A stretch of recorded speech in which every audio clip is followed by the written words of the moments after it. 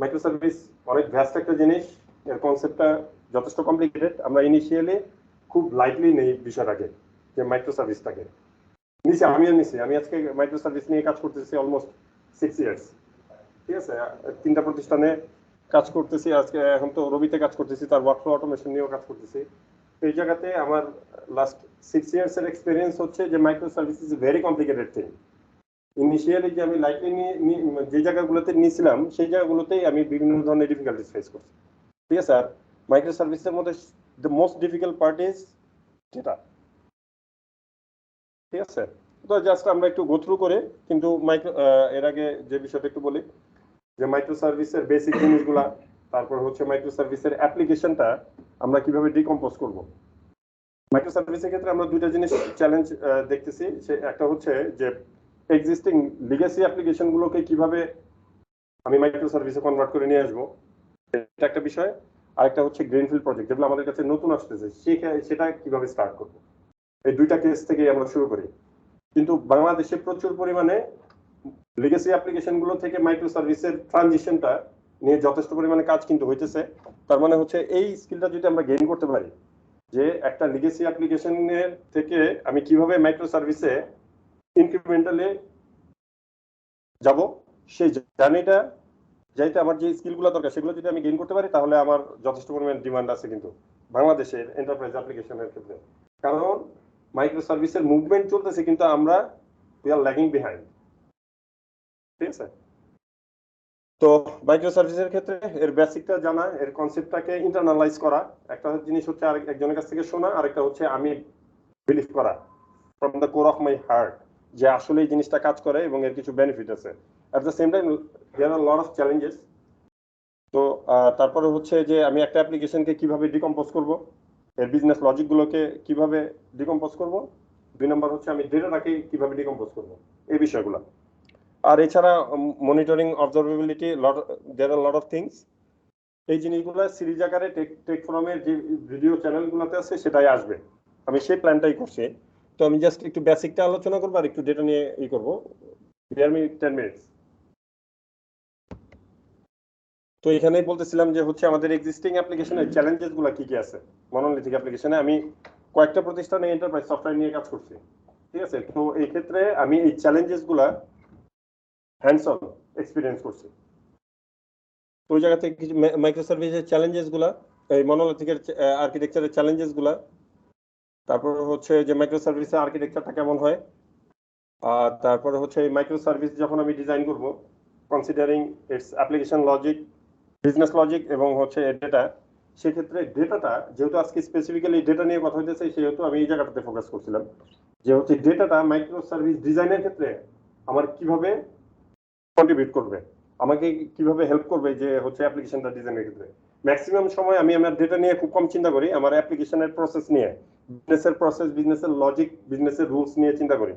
তো এই ক্ষেত্রে ডেটারও কিছু রুল মানে কন্ট্রিবিউশন আছে যেটা আমাকে মাইক্রোসার্ভিস ডিজাইনের ক্ষেত্রে হেল্প করতে পারে। আর হচ্ছে পলিগট পারসিস্টেন্স। পলিগট পারসিস্টেন্স হচ্ছে খুবই ফ্যান্সি একটা টার্ম। এটা হচ্ছে যে আমরা তো এতদিন একটা অ্যাপ্লিকেশনের সাথে একটা স্পেসিফিক ডেটাবেস ইউজ করছি, লাইক রিলেশনাল ডেটাবেস ইউজ করছি মোস্ট অফ আস।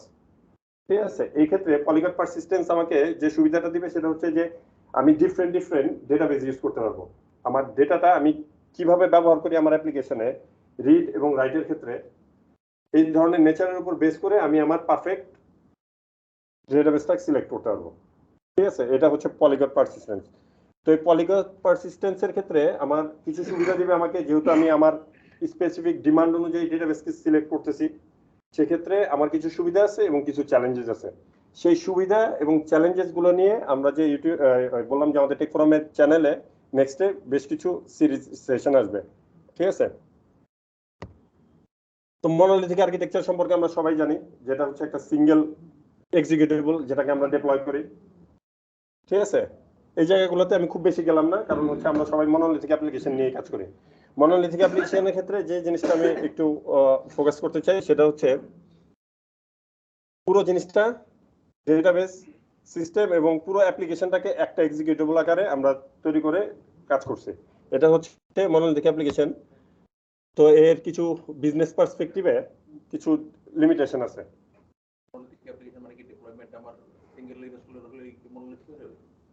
এখন পর্যন্ত সেভাবে মানে এটা হচ্ছে ভাইয়া আপনার সার্ভিস ওরিয়েন্টেড আর্কিটেকচারের আগের বিষয় নিয়ে আমরা কথা বলতেছিলাম, যখন হচ্ছে আমরা এসপি.নেট এমভিসিতে অ্যাপ্লিকেশন ডিপ্লয় করতাম, যে পুরো অ্যাপ্লিকেশনের লজিক, তার ইউআই সবকিছুই একটা কন্টেইনারের মধ্যে এক্সিকিউটেবল আকারে আমরা সার্ভারে ডিপ্লয় করতাম। দেখেন ভাই এখানে হচ্ছে যে আমার ইউআই গুলো আছে, তারপর বিজনেস লজিক আছে, ডেটা অ্যাক্সেস লেয়ার আছে, আর ডেটাবেসটা আছে। এই পুরো data access layer, business logic layer এবং ইউআই সবকিছুই একটা কন্টেইনারে আমরা এক্সিকিউটেবল আকারে তৈরি করে সেটাকে ডিপ্লয় করতাম একটা সার্ভারে।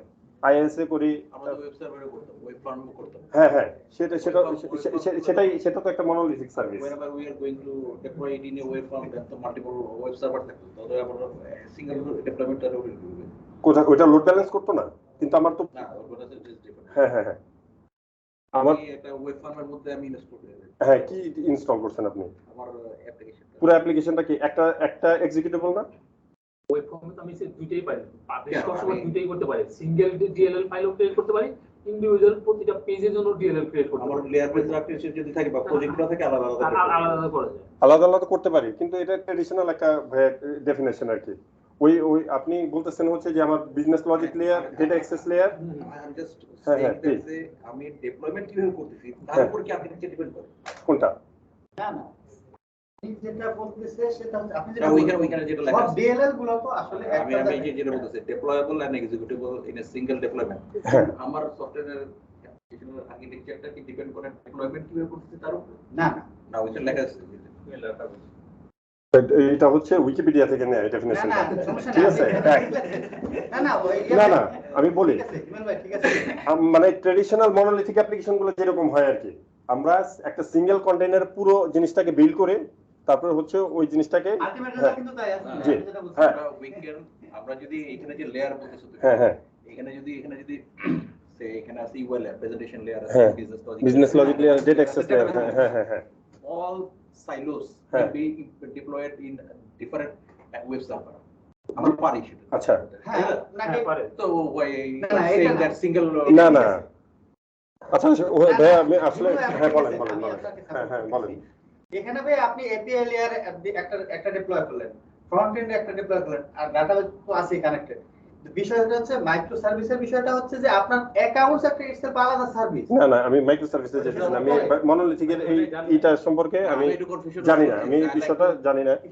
কিন্তু যখন ভাই আপনার কাজ করতো পুরো বিষয়টা, তাহলে আপনি আমাদেরকে একটু শেয়ার করেন জাস্ট 1 মিনিটের মধ্যে, যে হচ্ছে যখন আপনি ওই business logic layer, data access layer বা অন্যান্য লাইব্রেরিগুলা আপনি ডিপ্লয় করতেন, তখন সেটা পুরো অ্যাজ এ হোল কিভাবে কাজ করতো? ফর্মে তাই ছিল, বলেন। ফর্মে তো তাই ছিল। না দাঁড়ান আমি একটু বলি। আমরা আলাদা প্রজেক্ট থাকবে। আমার হচ্ছে একটা হচ্ছে বিজনেস। আপনি যখন ফাইনাল সলিউশনটাকে বিল্ড করেন তখন কি হয়? আমি সলিউশনটা যখন বিল্ড করতেছি হ্যাঁ। প্রতিটার জন্য আলাদা আলাদা DLL file create DL finally কোথায় থাকে? ফাইনালি কোথায় থাকে? একটা প্রজেক্টের মধ্যে থাকে কিনা, একটা ফোল্ডার, একটা ফোল্ডারের মধ্যে থাকে কিনা, একটা এক্সিকিউটেবল হয়েছে কিনা। হ্যাঁ একটা ফোল্ডার যদি বলেন হ্যাঁ, একটা আমি সেটাই বলছি এখানে, সেটাই বলছি এখানে। একটা সিঙ্গেল ডিপ্লয়েবল জিনিস থাকে আপনার সার্ভার দেওয়ার সময়। না পুরাটা তো লেয়ার আছে যে না লেয়ার থাকুক ভাই, আমি সেটা বলতেছি না। একটা হচ্ছে না তো। কোথায় একটাই হইতেছে না, একটা হইতেছে, বলেন আপনি। একটা ফোল্ডারের ভিতরে আমার প্রতিটা আপনি ডিএলএল একটা ফাইল লেয়ার যদি আলাদা প্রজেক্ট হয় হ্যাঁ একটা না ফাইনাল ডিপ্লয়মেন্টটা ভাইয়া না আমি ওনার সাথে আমি এই কারণেই জানতে চাইছি, আমি এটা এখন পর্যন্ত এইভাবে ডেফিনেশনটা কখনো পাইনি। ভাইয়া যেটা বলছে সেটা করে সার্ভিসগুলো প্রতিটা আলাদা আলাদা, কিন্তু ফাইনালি আমি এইভাবে কাজ করতেছি তো। আপনি আমি মনোর থেকে কাজ করতেছি, আপনি যেটা বলছেন ওইভাবে কাজ করতেছি। আপনি আমার একটা এপিআই প্রজেক্ট থাকে, Right. এপিআই প্রজেক্টের 5-7টা প্রজেক্টের রেফারেন্স থাকে, হ্যাঁ প্রত্যেকটা প্রজেক্টের রেফারেন্স Library use করি না আমরা? এপিআই প্রজেক্টে কানেক্টেড থাকে, ঠিক আছে? হ্যাঁ।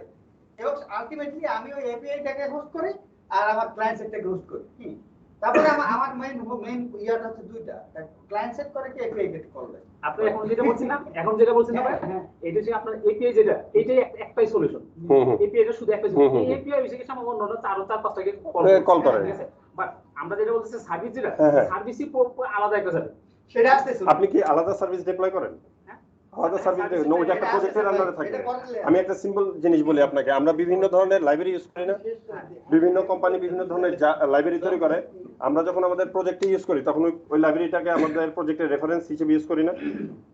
আমার যখন ফাইনালি আমি একটা সার্ভিসকে ডিপ্লয় করতে চাই, তখন হচ্ছে আমি যখন ওই রেফারেন্সটাকে বলে দিই তখন হচ্ছে একটা নির্দিষ্ট জায়গা থেকে ওই লাইব্রেরিটা আমার প্রজেক্টের মধ্যে ইনক্লুড হয় না তারপর হচ্ছে ওই জিনিসটাকে আমি ডিপ্লয় করি না একটা সিঙ্গেল ইউনিট হয়েছে কিনা ফাইনালি কাজ করার জন্য একটা রিকোয়েস্ট সার্ভ করার জন্য ওই কনসেপ্টটা আসলে exactly that concept I am going to tell in this definition আপনি যেটা বলতেছেন একটু সামনে আসতেছে আমি বুঝছি আপনি কি আমরা আমাদের বিভিন্ন প্রয়োজনে বিভিন্ন ধরনের লাইব্রেরি তৈরি করি বিভিন্ন টিম তৈরি করে ফাইনালি যখন ওটাকে আমরা সার্ভিস হিসেবে দিতে যাই ওটা কিন্তু একটা প্রজেক্টের মধ্যে রেফারেন্স হিসেবে ইউজ করি হ্যাঁ এটা যেটা বলছেন যে একটা যদি আমি বলি যে একটা রিকোয়েস্ট হ্যাঁ একটা রিকোয়েস্টের ফুল জার্নিটা যখন কমপ্লিট করতে দিতেছি হ্যাঁ এখানে একটা ডিপ্লয় করে এখানে একটা ডিপ্লয় করে হ্যাঁ ঠিক আছে বাট কমন একটা জায়গা আছে যেটা এটাকে কল করতে সেটাকে কল করতে কিভাবে কল করতেছে বলেন এটা কিভাবে কল এইটা করতেছে মাঝখানে যে যেটা আছে এটাকে হ্যাঁ দুইজনকে কল করতে হ্যাঁ একই অ্যাপ্লিকেশনের বাউন্ডারির মধ্যে করতেছে কিনা একটা প্রসেস বাউন্ডারির মধ্যে করতেছে কিনা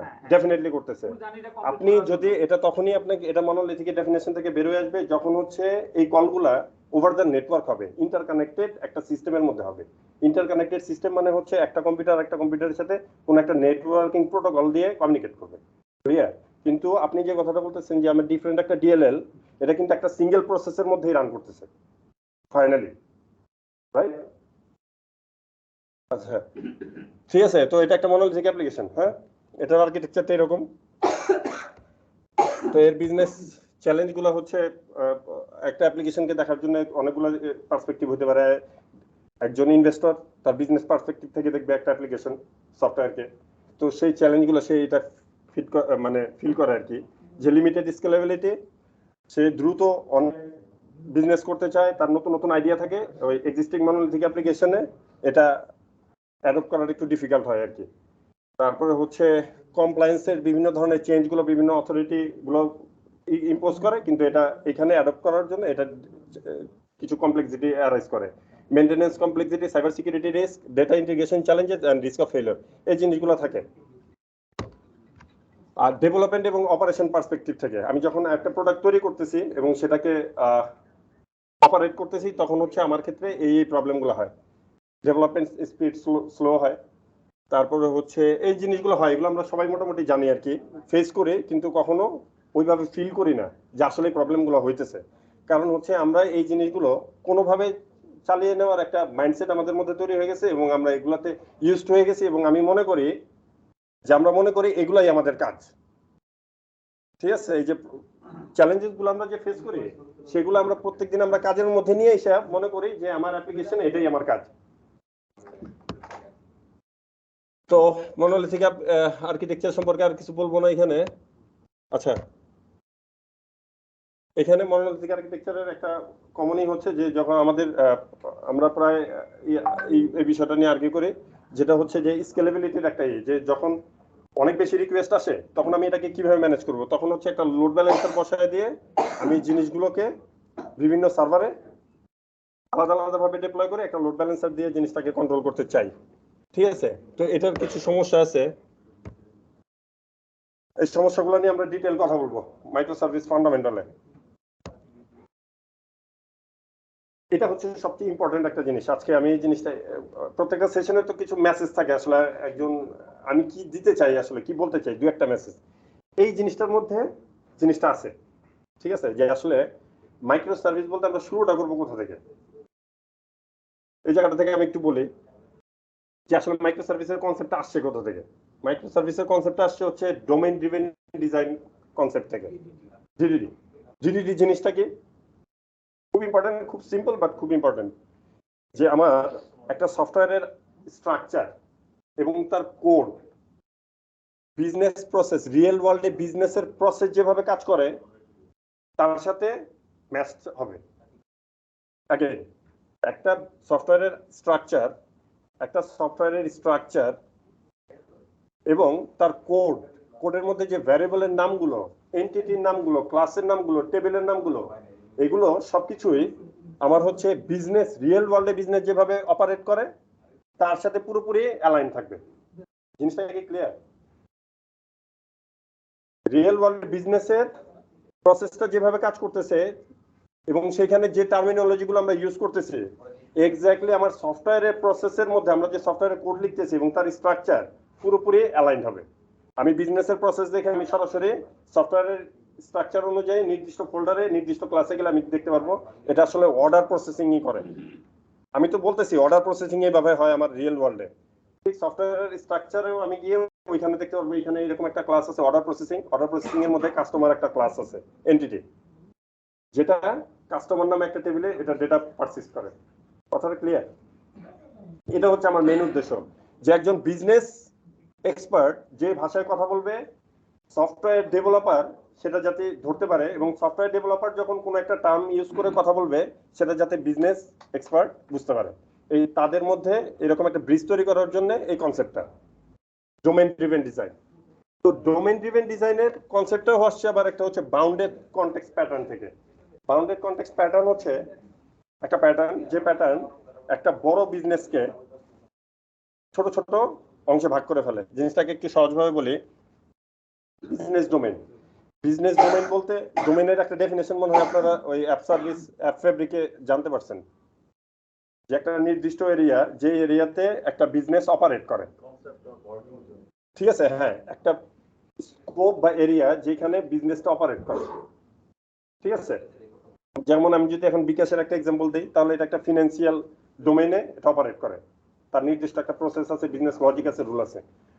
তো হচ্ছে বিজনেস কনটেক্সট প্যাটার্নটা হচ্ছে যে একটা লার্জ ডোমেইন, একটা ফিনান্সিয়াল ডোমেইন অথবা একটা ই কমার্স ডোমেইন, এই ডোমেইনটাকে কতগুলো ছোট ছোট অংশে ভাগ করে ফেলবে, ঠিক আছে?